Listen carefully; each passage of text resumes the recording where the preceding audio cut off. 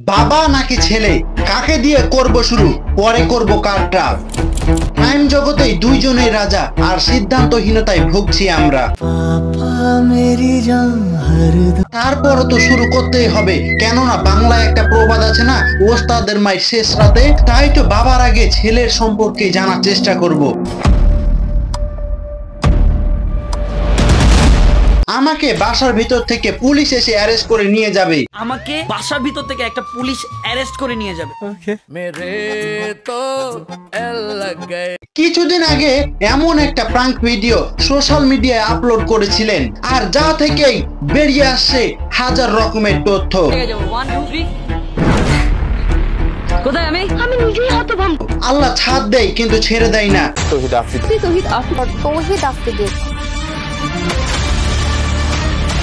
আফ্রিদিকে গ্রেফতার করেছে পুলিশ। নানা কুকর্মের অভিযোগে বেরিয়ে আসতে শুরু করেছে তৌহিদ আফ্রিদি। ইতিহাসে এমন ঘটনা আগে ঘটেছে, ঘটছে এবং ভবিষ্যতে ঘটবে। বাবার রাজত্ব ছিল সার্কেলের অর্ধেকটা, অর্থাৎ 180 ডিগ্রি। অন্যদিকে ছেলের ক্রাইম ও রাজত্ব পূর্ণ করেছিলেন 360 ডিগ্রি, অর্থাৎ সম্পূর্ণ সার্কেলটাকে। চলুন আজকের এই ভিডিও থেকে জানার চেষ্টা করি 360 ডিগ্রি সার্কেলের ক্রাইম ও কিংডম সম্পর্কে। আসসালামু আলাইকুম এভরিওয়ান। ওস্তাদ হিরন আফ্রিদিকে ডেডিকেট করে এফবিতে একটা পোস্ট করেন, আল্লাহ ছাদ দেয় কিন্তু ছেড়ে দেয় না। আর এই পোস্টটাকে শেয়ার করেছিলেন পায়েল আরাফাত, অর্থাৎ আফ্রিদির ডান হাত ও ক্যামেরাম্যান। করুণ অন্যায় ও অসৎ পথে থাকলে অ্যাটলিস্ট তোমাকে তোমার আপনজনও ছেড়ে চলে যাবে, কারণ রাত যত গভীর হয় একাকিত্বতা তত প্রমাণ করে যে বাস্তবে দুনিয়া কতটা নিষ্ঠুর। এবং তিনি আরেকটা পোস্ট করেন, দিবি আমাকে হুদাই এমনি এমনি জেলের ভেতরে 32 দিন বন্দি করে রাখে নাই। আজকে বাপ ও পোলা একসাথে একই জায়গায়, অর্থাৎ ভেতরে। আল্লাহ দিন শেষে সবাইকে নিজের জায়গাটা দেখিয়ে দেয়।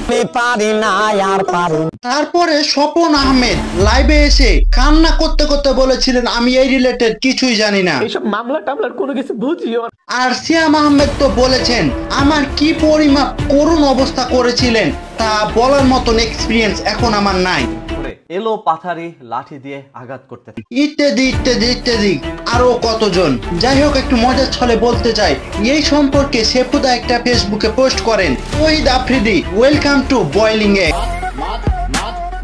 কিছু বছর আগে, অর্থাৎ 2014 সালের দিকে আফ্রিদি একটা শুটিং করার সময় কোনো এক অপোনেন্ট পার্সন তার সাথে আর্গুমেন্টে ইনভলভ হয়েছিলেন। সেখানে বলেছিল, তুমি আমাকে চিনো, হু অ্যাম আই, আমি কে এবং আমার রাজত্ব কি।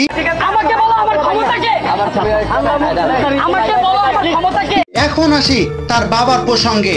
তার বাবার নাম হচ্ছে নাসির উদ্দিন সাথী। নানা ব্যবসা বাণিজ্য, প্রভাবশালী রাজনৈতিক যোগাযোগ, এই সব মিলে গড়ে তুলেছিলেন এক ধরনের সাম্রাজ্য। তার প্রভাব এতটাই বেশি ছিল যে সাধারণ মানুষ তো দূরের কথা, অনেক শক্তিশালী লোকও তার বিরুদ্ধে মুখ খুলতে ভয় পেত। এমনকি অভিযোগ আছে, বাবার এই রাজনৈতিক ও ব্যবসায়ীর আধিপত্য আফ্রিদিকে সাহস জুগিয়েছে নানা বিতর্কিত ও কর্মকাণ্ডে নামতে। But situation has been change and বাংলাদেশের পলিটিক্যাল ডায়াগ্রাম পাল্টে গেছে। একটা সময় যারা ক্ষমতার চূড়ান্ত স্তরে ছিলেন, আজ তারা নিজেরাই আইনের কাঠগড়ায়। এই খেলা এক রাজনৈতিক খেলা, রাজনৈতিক ক্ষমতার পালাবদল এক নতুন খেলা। ইউটিউবার অথবা কন্টেন্ট ক্রিয়েটরদের ওপরে এতদিন যেভাবে নিয়ন্ত্রণ আরোপ করেছিলেন, তাই ঘটেছে তার সাথে।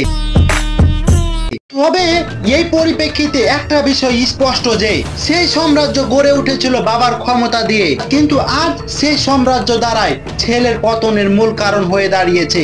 আর আপনারা কি মনে করেন অবশ্যই নিচে কমেন্ট করে জানাবেন। আর যদি আমার এই ভিডিওটা ভালো লাগে অবশ্যই সাবস্ক্রাইব করবেন।